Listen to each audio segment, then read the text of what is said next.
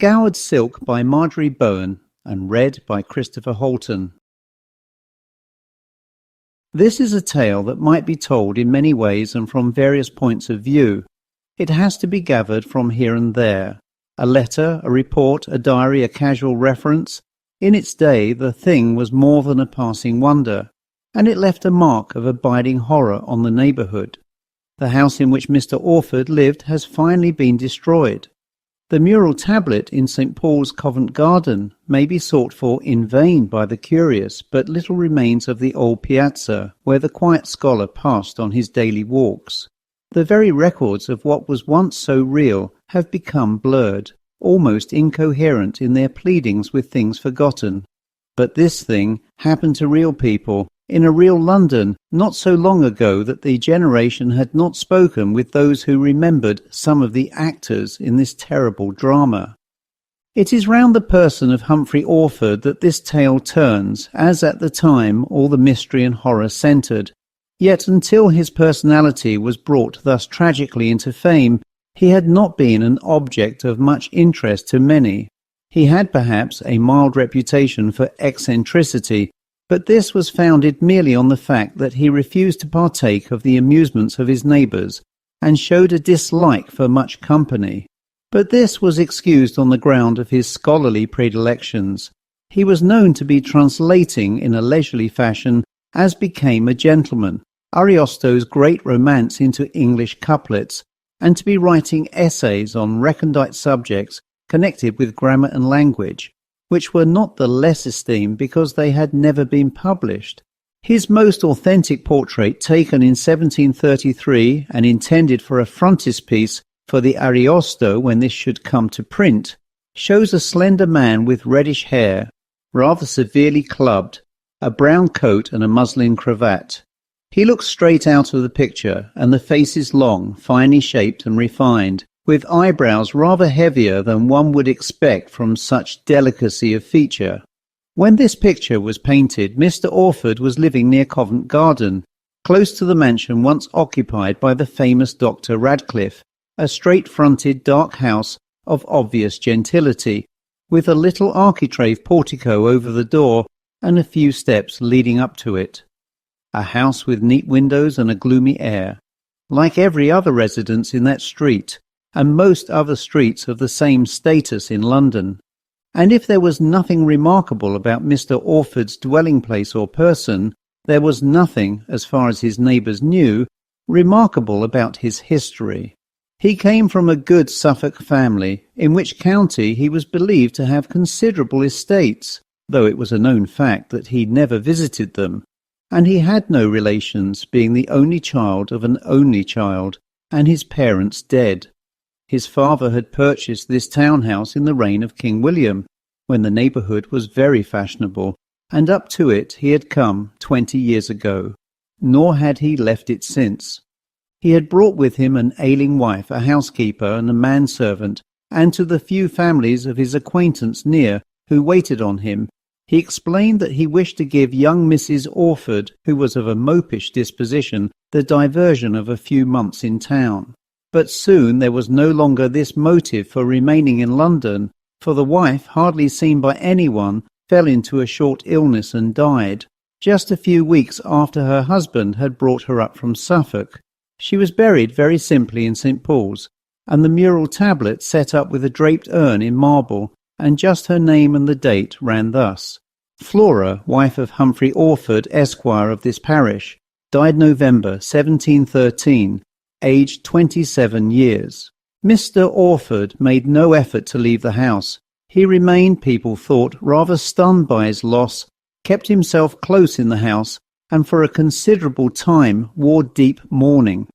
But this was 20 years ago, and all had forgotten the shadowy figure of the young wife, whom so few had seen, and whom no one had known anything about or been interested in, and all trace of her seemed to have passed out of the quiet, regular, and easy life of Mr. Orford, when an event that gave rise to some gossip caused the one-time existence of Flora Orford to be recalled and discussed among the curious. This event was none other than the sudden betrothal of Mr. Orford and the announcement of his almost immediate marriage. The bride was one who had been a prattling child when the groom had first come to London. One old lady who was forever at her window watching the little humours of the street recollected and related how she had seen Flora Orford, alighting from the coach that had brought her from the country, turn to this child, who was gazing from the railing of the neighbouring house, and touch her bare curls lovingly, and yet with a sad gesture. And that was about the only time anyone ever did see Flora Orford, she so soon became ailing.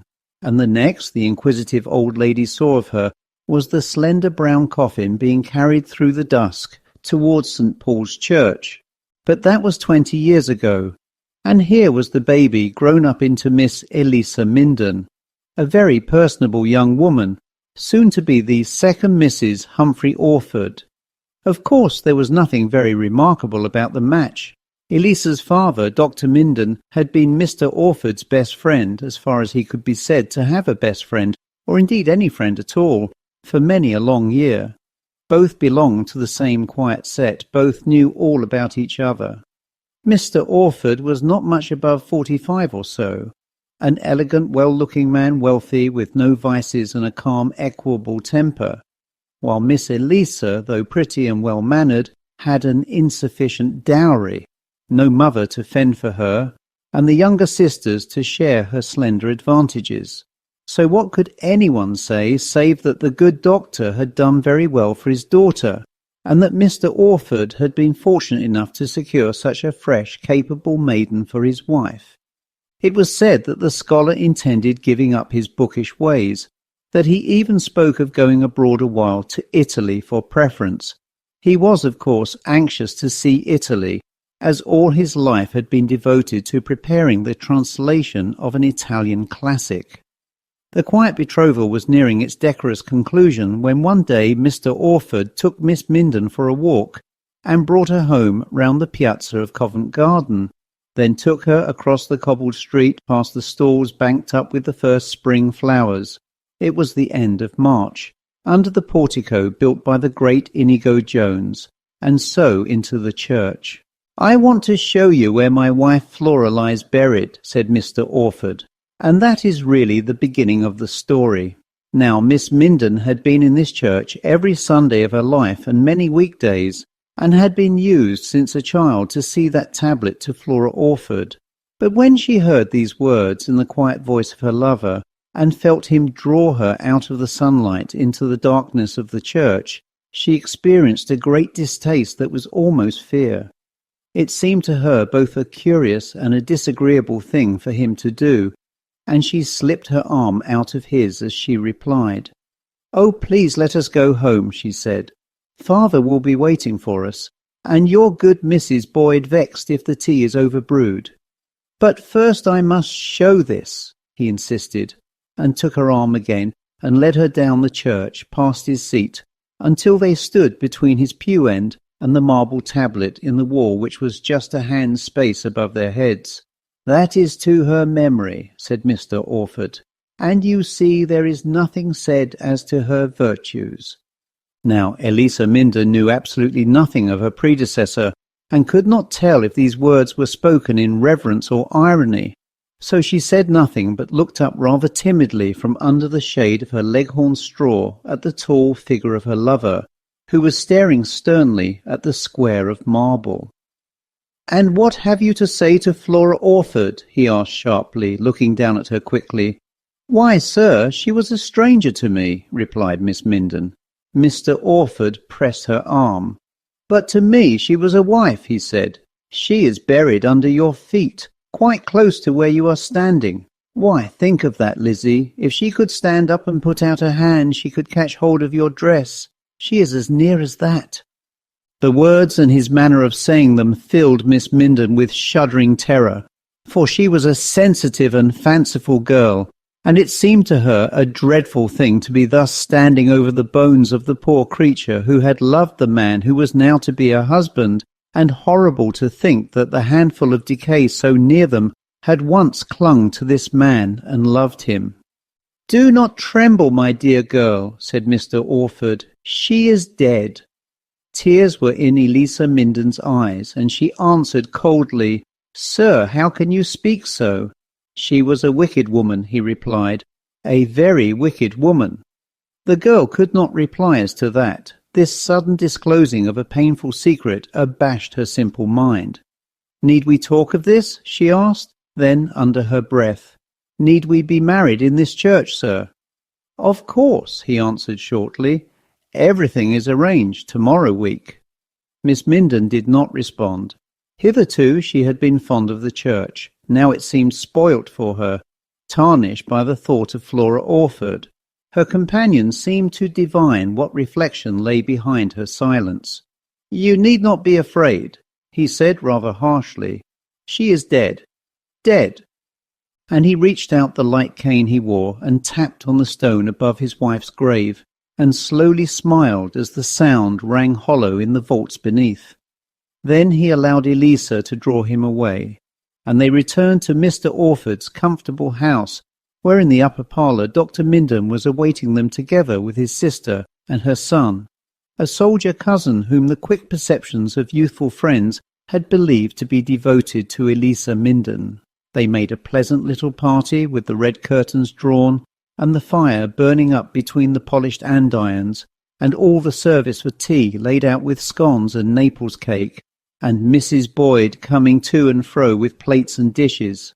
And everyone was cheerful and friendly and glad to be indoors together, with a snowstorm coming up and people hurrying home with heads bent before a cutting wind.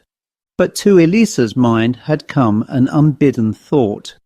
"I do not like this house. It is where Flora Orford died."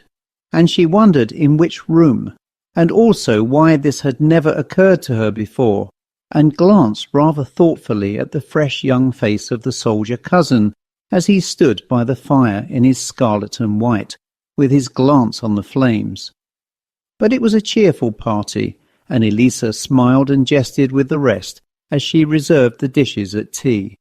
There is a miniature of her painted about this time, and one may see how she looked, with her bright brown hair and bright brown eyes, rosy complexion, pretty nose and mouth, and her best gown of lavender blue tabinet with a lawn tucker and a lawn cap fastened under the chin with frilled lappets, showing now the big leghorn hat with the velvet strings was put aside. Mr. Orford also looked well tonight.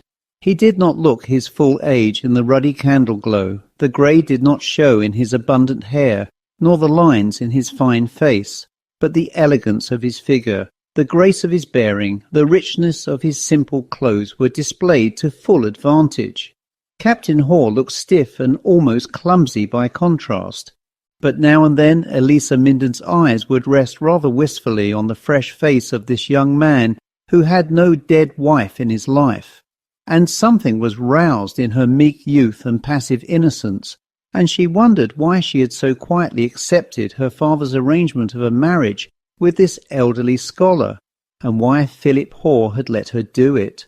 Her thoughts were quite vague and amounted to no more than a confused sense that something was wrong, but she lost her satisfaction in the tea-drinking and the pleasant company, and the warm room with the drawn curtains and the bright fire, and rose up saying they must be returning, as there was a great store of mending she had promised to help her aunt with.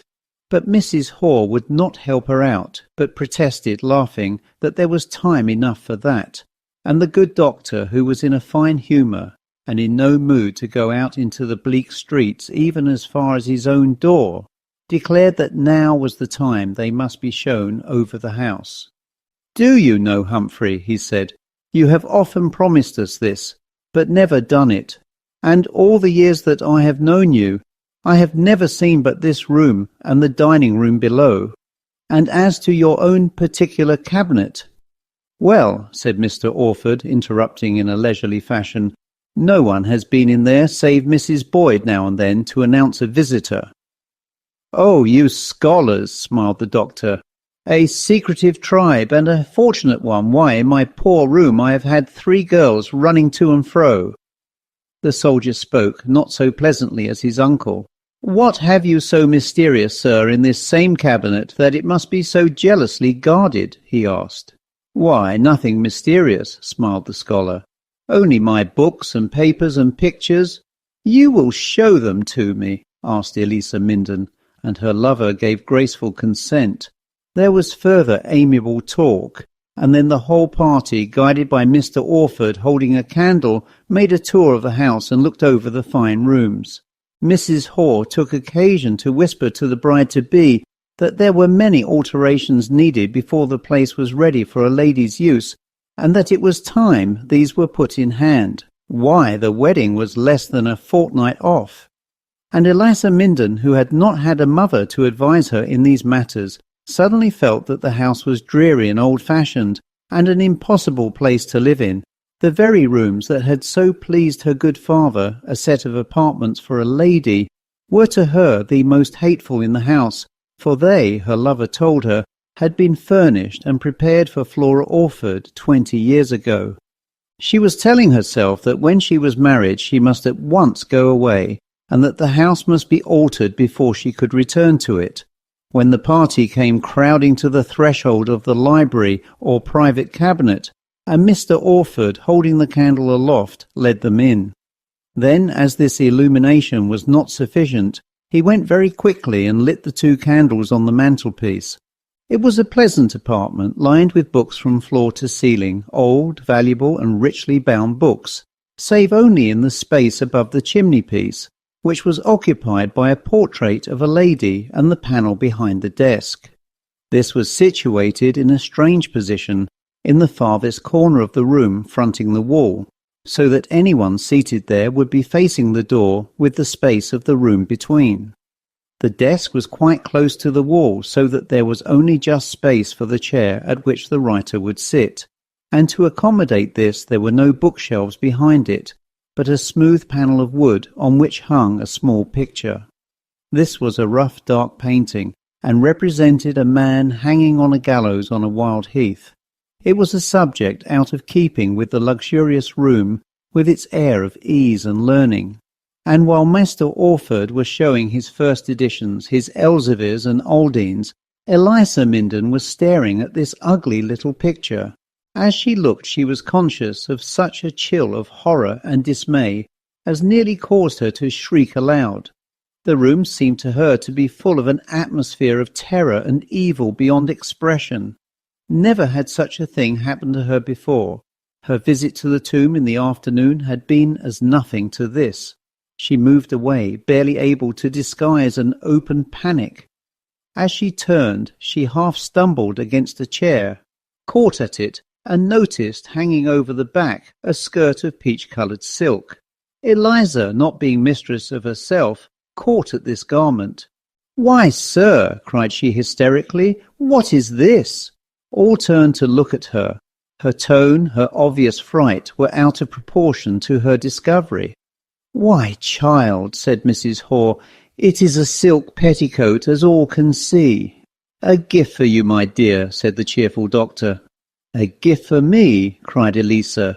"Why, this has been scoured and turned and mended and patched 100 times." And she held up the skirt, which had indeed become like tinder and seemed ready to drop to pieces.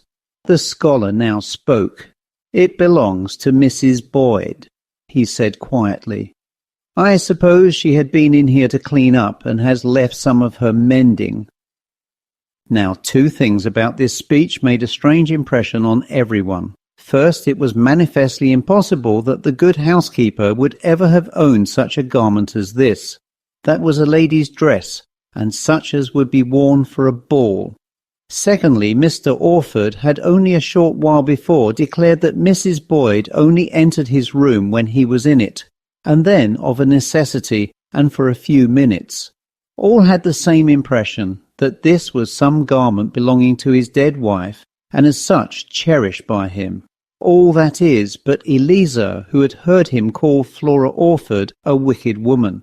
She put the silk down quickly, there was a needle sticking into it and a spool of cotton lying on the chair beneath, and looked up at the portrait above the mantelpiece. "Is that Mrs. Orford?" she asked. He gave her a queer look. "Yes," he said. In a strange silence all glanced up at the picture. It showed a young woman in a white gown, holding a crystal heart that hung round her neck. She had dark hair and a pretty face. As Elisa looked at the pointed fingers holding the pretty toy, she thought of the tablet in St. Paul's Church and Mr. Orford's words. She is so near to you that if she could stretch out her hand she could touch you. And without any remark about the portrait or the sitter, she advised her aunt that it was time to go home. So the four of them left, and Mr. Orford saw them out, standing framed in the warm light of the corridor, and watching them disappear into the grey darkness of the street. It was a little more than an hour afterwards when Elisa Minden came creeping down the stairway of her home and accosted her cousin, who was just leaving the house. "Oh, Philip," said she, clasping her hands, "if your errand be not a very important one, I beg you to give me an hour of your time. I have been watching for you to go out, that I might follow and speak to you privately." The young soldier looked at her keenly as she stood in the light of the hall lamp, and he saw that she was very agitated.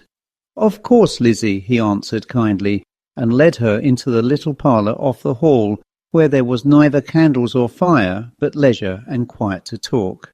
Elisa, being a housekeeper, found a lamp and lit it, and apologized for the cold, but she would not return upstairs, she said, for Mrs. Hoare and the two girls and the doctor were all quiet in the great parlour, and she had no mind to disturb them. "You are in trouble," said Captain Hoare quietly. "Yes," replied she in a frightened way. "I want you to come with me now to Mr. Orford's house. I want to speak to his housekeeper." "Why, what is this, Lizzie?" She had no very good explanation. There was only the visit to the church that afternoon, her impression of horror in the cabinet, the discovery of the scoured silk. "But I must know something of his first wife, Philip," she concluded. "I could never go on with it if I did not. Something has happened today. I hate that house. I almost hate him." "Why did you do it, Lizzie?" demanded the young soldier sternly. "This was a nice homecoming for me. A man who might be your father, a solitary, one who frightens you." Miss Minden stared at her cousin. She did not know why she had done it. The whole thing seemed suddenly impossible. "Please, you must come with me now," she said. So overwrought was she that he had no heart to refuse her, and they took their warm cloaks from the hall and went out into the dark streets. It was snowing now and the ground slippery underfoot, and Elisa clung to her cousin's arm. She did not want to see Mr. Orford or his house ever again, and by the time they reached the doorstep she was in a tremble, but she rang the bell boldly. It was Mrs. Boyd herself who came to the door. She began explaining that the master was shut up in his cabinet, but the soldier cut her short. "Miss Minden wishes to see you," he said, "and I will wait in the hall till she is ready." So Elisa followed the housekeeper down to her basement sitting room. The manservant was out, and the two maids were quickly dismissed to the kitchen. Mrs. Boyd, a placid soul near 70 years, waited for the young lady to explain herself, and Eliza Minden, flushing and paling by turns, and feeling foolish and timid, put forth the object of her coming. She wanted to hear the story of Flora Orford. There was no one else whom she could ask, and she thought that she had a right to know. "And I suppose you have, my dear," said Mrs. Boyd, gazing into the fire, "though it is not a pretty story for you to hear, and I never thought I should be telling it to Mr. Orford's second wife." "Not his wife yet," said Miss Minden. There, you had better ask the master yourself," replied Mrs. Boyd placidly. "Not but that he would be fierce at your speaking of it, for I do not think a mention of it has passed his lips. And it's 20 years ago and best forgotten, my dear." "Tell it me, and then I will forget," begged Miss Minden. So then Mrs. Boyd, who was a quiet, harmless soul with no dislike to telling a tale, though no gossip, as events had proved, she having kept her tongue still on this matter for so long, told her story of Humphrey Orford's wife. It was told in very few words. "She was the daughter of his gamekeeper, my dear, and he married her out of hand just for her pretty face. But they were not very happy together that I could ever see. She was afraid of him, and that made her cringe, and he hated that, and she shamed him with her ignorant ways. And then one day he found her with a lover, saving your presence, mistress, one of her own people, just a common man. and he was just like a creature possessed. He shut up the house and sent away all the servants but me, and brought his lady up to town, to this house here. And what passed between her and him, no one will know, but she ever looked like one dying of terror. And then the doctor began to come, Dr. Thursby it was, that is dead now, and then she died, and no one was able to see her. Even she was in her coffin, nor to send a flower. 'Tis likely she died of grief, poor fond wretch, but of course she was a wicked woman, and there was nothing to do but pity the master. And this was the story of Flora Orford. "And the man?" asked Miss Minden after a little. "The man she loved, my dear? Well, Mr. Orford had him arrested as a thief for breaking into his house. He was wild, that fellow, with not the best of characters. Well, he would not say why he was in the house, and Mr. Orford, being a justice of the peace, had some power, so he was just condemned as a common thief. And there are few to this day know the truth of the tale, for he kept his counsel to the last, and no one knew from him why he had been found in the squire's house." "What was his end?" asked Miss Minden in a still voice. "Well, he was hanged," said Mrs. Boyd. "Being caught red-handed, what could he hope for?" "Then that is a picture of him in the cabinet," cried Elisa, shivering for all the great fire. Then she added desperately, "Tell me, did Flora Orford die in that cabinet?" "Oh, no, my dear, but in a great room at the back of the house that has been shut up ever since." "But the cabinet is horrible," said Elisa. "Perhaps it is her portrait and that picture." "I've hardly been in there," admitted Mrs. Boyd, "but the master lives there. He has always had his supper there, and he talks to that portrait, my dear. 'Flora, Flora,' he says, 'how are you tonight?' And then he imitates her voice, answering." Elisa Minden clapped her hand to her heart. "Do not tell me these things, or I shall think that you are hateful too, to have stayed in this dreadful house and endured them." Mrs. Boyd was surprised. "Now, my dear, do not be put out," she protested. "They were wicked people, both of them, and got their deserts. And it is an old story, best forgotten. And as for the master, he has been just a good creature ever since we have been here, and he will not go talking to any picture when he has a sweet young wife to keep him company." But Elisa Minden had risen and had her fingers on the handle of the door. "One thing more," said she breathlessly. "That scoured silk, of a peach colour. Why has he got that still? Mrs. Orford wore it the night he found her with her sweetheart. I mind I was with her when she bought it, fine silk at 40 shillings the yard. If I were you, my dear, I should burn that when I was mistress here." But Miss Minden had run upstairs to the cold hall. Her cousin was not there. She heard angry voices overhead and saw the two maidservants affrighted on the stairs. A disturbance was unknown in this household. While Elisa stood bewildered, a door banged, and Captain Hall came down red in the face and fuming. He caught his cousin's arm and hurried her out of the house.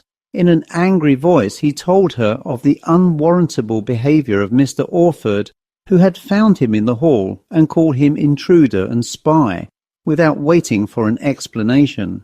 The soldier had followed the scholar up to his cabinet, and there had been an angry scene about nothing at all, as Captain Hall said. "Oh, Philip," broke out poor Elisa as they hastened through the cold darkness, "I can never, never marry him." And she told him the story of Flora Orford. The young man pressed her arm through the heavy cloak. "And how came such a one to entangle thee?" he asked tenderly. "Nay, thou shalt not marry him." They spoke no more, but Elisa, happy in the protecting and wholesome presence of her kinsman, sobbed with a sense of relief and gratitude. When they reached home, they found they had been missed, and there had to be explanations.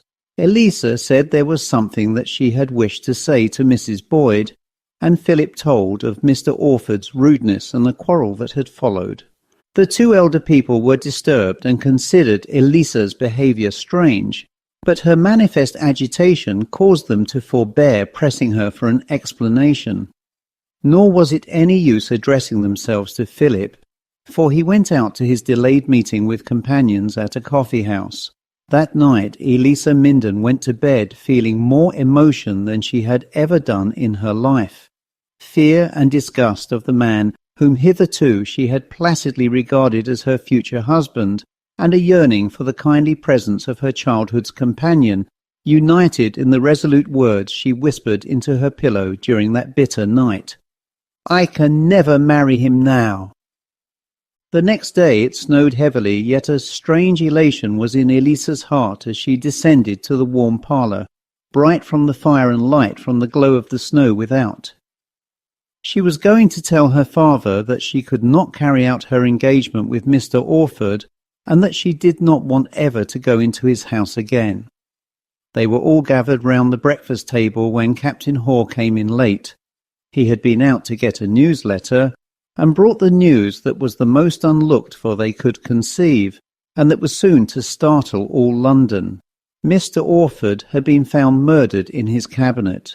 These tidings, though broken as carefully as possible, threw the little household into the deepest consternation and agitation. There were shrieks and cryings and running to and fro. Only Miss Minden, though of a ghastly colour, made no especial display of grief. She was thinking of Flora Orford. When the doctor could get away from his agitated womenkind, he went with his nephew to the house of Mr. Orford.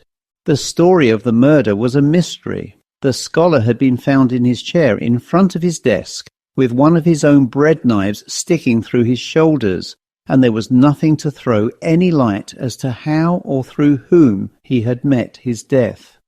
The story, sifted from the mazed incoherency of Mrs. Boyd, the hysterics of the maids, the commentaries of the constables, and the chatter of the neighbours, ran thus. At 9:30 the night before, Mrs. Boyd had sent one of the maids up with her master's supper. It was his whim to have it always thus, served on a tray in the cabinet. There had been wine and meat, bread and cheese, fruit and cakes, the usual plates and silver, among these the knife that had killed Mr. Orford. When the servant left, the scholar had followed her to the door and locked it after her. This was also a common practice of his, a precaution against any possible interruption, for, he said, he did the best part of his work in the evening. It was found next morning that his bed had not been slept in, and that the library door was still locked. As the alarmed Mrs. Boyd could get no answer to her knocks, the manservant had sent for someone to force the lock, and Humphrey Orford had been found in his chair, leaning forward over his papers with the knife thrust up to the hilt between his shoulders. He must have died instantly, for there was no sign of any struggle, nor any disarrangement of his person or his papers. The first doctor to see him, a passer-by, attracted by the commotion about the house, said he must have been dead some hours, probably since the night before. The candles had all burnt down to the socket, and there were spillings of grease on the desk. The supper tray stood at the other end of the room. Most of the food had been eaten, most of the wine drunk. The articles were all there in order, excepting only the knife sticking between Mr. Orford's shoulder blades. When Captain Hore had passed the house on his return from buying the newsletter, he had seen the crowd and gone in, and been able to say that he had been the last person to see the murdered man alive, as he had had his sharp encounter with Mr. Orford about 10 o'clock, and he remembered seeing the supper things in the room.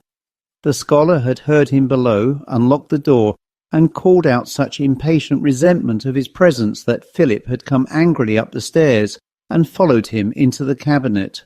A few angry words had passed, when Mr. Orford had practically pushed his visitor out, locking the door in his face and bidding him take Miss Minden home. This threw no light at all on the murder. It only went to prove that at 10 o'clock Mr. Orford had been alive in his cabinet. Now here was the mystery. In the morning the door was still locked. On the inside the window was, as it had been since early evening, shuttered and fastened across with an iron bar on the inside, and the room being on an upper floor, access would have been in any case almost impossible by the window which gave onto the smooth brickwork of the front of the house. Neither was there any possible place in the room where anyone might be hidden. It was just the square lined with the shallow bookshelves, the two pictures, that sombre little one looking strange now above the bent back of the dead man, the desk, one or two chairs and side tables. There was not so much as a cupboard or bureau, not a hiding place for a cat. How then had the murderer entered and left the room? Suicide, of course, was out of the question, owing to the nature of the wound, but murder seemed equally out of the question. Mr. Orford sat so close to the wall that the handle of the knife touched the panel behind him. For anyone to have stood between him and the wall would have been impossible. Behind the back of his chair was not space enough to push a walking stick. How then had the blow been delivered with such deadly precision and force? Not by anyone standing in front of Mr. Orford, first because he must have seen him and sprung up, and secondly because, even had he been asleep with his head down, no one, not even a very tall man, could have leaned over the top of the desk and driven in the knife, for experiment was made, and it was found that no arm could possibly reach such a distance. The only theory that remained was that Mr. Orford had been murdered in some other part of the room and afterwards dragged to his present position. But this seemed more than unlikely, as it would have meant moving the desk, a heavy piece of furniture that did not look as if it had been touched, and also became there was a paper under the dead man's hand, a pen in his fingers, a splutter of ink where it had fallen, and a sentence unfinished. The thing remained a complete and horrid mystery, one that seized the imagination of men. The thing was the talk of all the coffee-houses and clubs. The murder seemed absolutely motiveless. The dead man was not known to have an enemy in the world, yet robbery was out of the question, for nothing had been even touched. The early tragedy was opened out. Mrs. Boyd told all she knew, which was just what she had told Elisa Minden. The affair was 20 years ago, and the gallows bird had no kith or kin left. Elisa Minden fell into a desperate state of agitation, a swift change from her first stricken calm. She wanted Mr. Orford's house pulled down, the library and all its contents burnt. Her own wedding dress did she burn in frenzied silence, and none dare stop her. She resisted her father's entreaties that she should go away directly after the inquest. She would stay on the spot, she said, until the mystery was solved. Nothing would content her but a visit to Mr. Orford's cabinet. She was resolved, she said wildly, to come to the bottom of this mystery, and in that room, which she had entered once and which had affected her so terribly, she believed she might find some clue. The doctor thought it best to allow her to go. He and her cousin escorted her to the house that now no one passed, without a shudder, and into the chamber that all dreaded to enter. Good Mrs. Boyd was sobbing behind them. The poor soul was quite mated with this sudden and ghastly ending to her orderly life.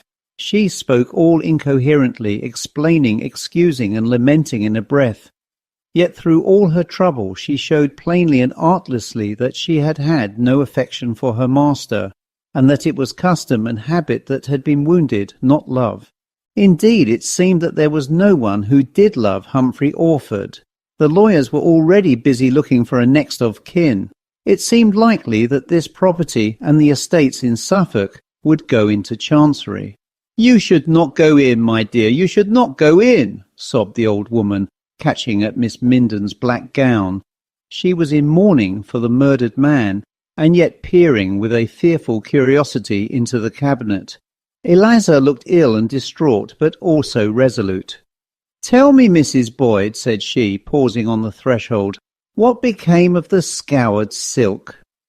The startled housekeeper protested that she had never seen it again, and here was another touch of mystery. The old peach-coloured silk skirt that 4 persons had observed in Mr. Orford's cabinet the night of his murder had completely disappeared. "He must have burnt it," said Captain Hore, and though it seemed unlikely that he could have consumed so many yards of stuff without leaving traces in the grate, still it was the only possible solution. "I cannot think why he kept it so long," murmured Mrs. Boyd, "for it could have been no other than Mrs. Orford's best gown." "A ghastly relic," remarked the young soldier grimly. Elisa Minden went into the middle of the room and stared about her. Nothing in the place was changed, nothing disordered. The desk had been moved round to allow of the scholar being carried away. His chair stood back so that the long panel on which hung the picture of the gallows was fuller exposed to view.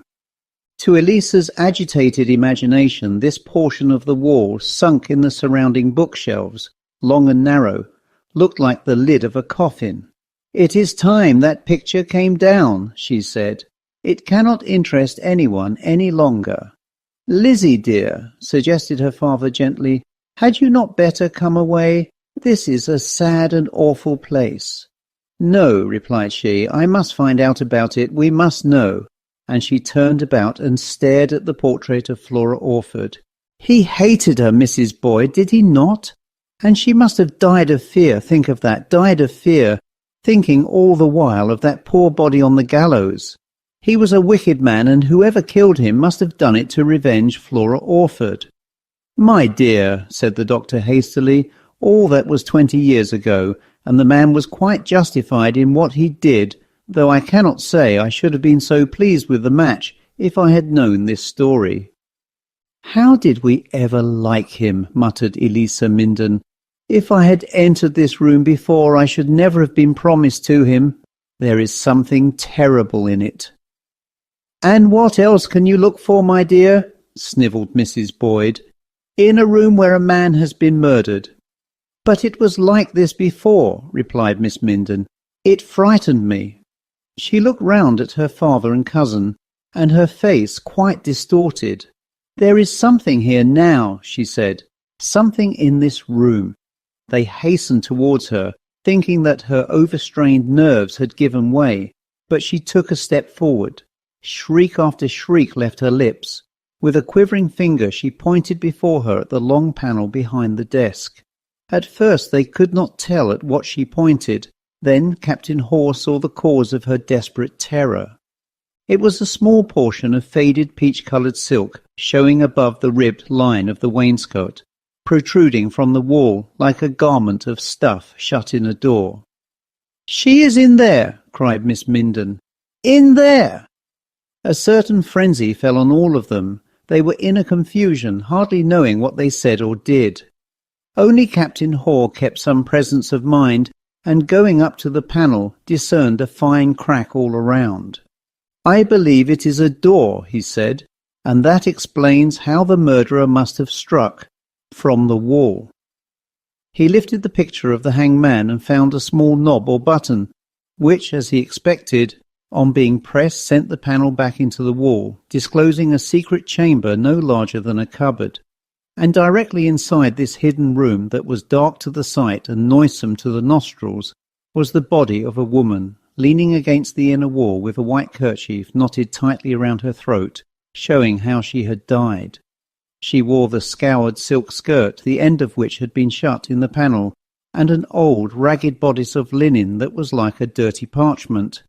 Her hair was grey and scanty, her face past any likeness to humanity, her body thin and dry. The room, which was lit only by a window a few inches square, looking onto the garden, was furnished with a filthy bed of rags, and a stool with a few tattered clothes. A basket of broken bits was on the floor. Elisa Minden crept closer. "It is Flora Orford," she said, speaking like one in a dream. They brought the poor body down into the room, and then it was clear that this faded and terrible creature had a likeness to the pictured girl who smiled from the canvas over the mantelpiece. And another thing was clear, and for a moment they did not dare speak to each other.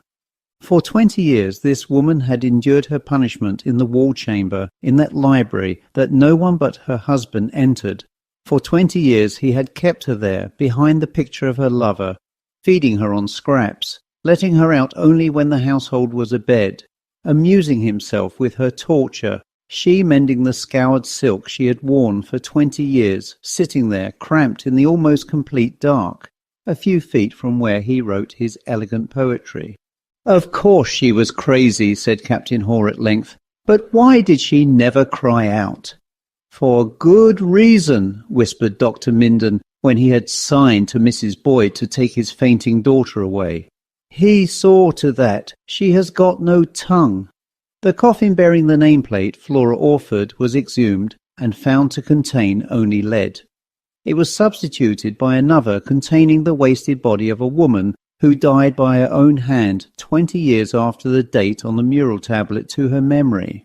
Why or how this creature, certainly become idiotic and dominated entirely by the man who kept her prisoner, had suddenly found the resolution and skill to slay her tyrant and afterwards take her own life, a thing she might have done any time before, was a question never solved.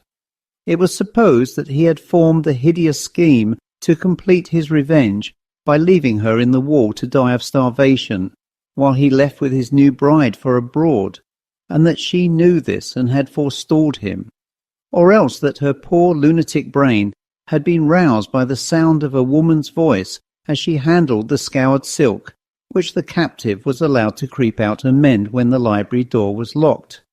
But over these matters and the details of her 20 years' suffering, it is but decent to be silent. Lizzie Minden married her cousin, but not at St. Paul's, Covent Garden, nor did they ever return to the neighbourhood of Humphrey Orford's house. The end.